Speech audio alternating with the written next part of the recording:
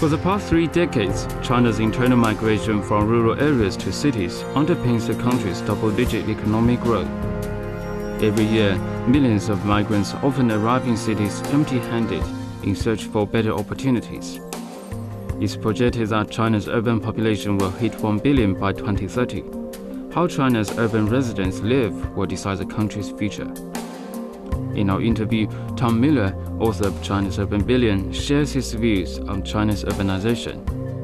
So, in terms of the path of China's future urbanization, do you think we should focus more on developing the more second-tier cities into megacities, or focus more on developing the satellite towns or smaller cities?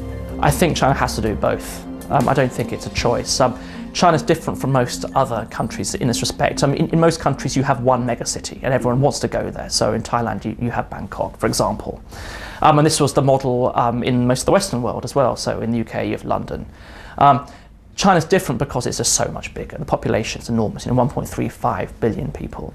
And so China will have to have several very large cities, call them megacities, and satellites around those cities. And it's not really, you can have policy to kind of help push this in either direction, but actually it's happening anyway. Policy now has shifted from trying to kind of restrain growth in China's bigger cities to kind of recognizing what's happened anyway, that people want to go to those cities, and so now the idea is to build sort of very large urban clusters around large cities, and so I think China is moving towards a sort of concentrated but yet dispersed model of urbanization at the same time. And of course China already has many hundreds of smaller cities, and they're not about to shrink. The fact of the matter is that a lot of urbanization in terms of moving people off the farm is going to happen locally as people move out of villages and into their local county towns.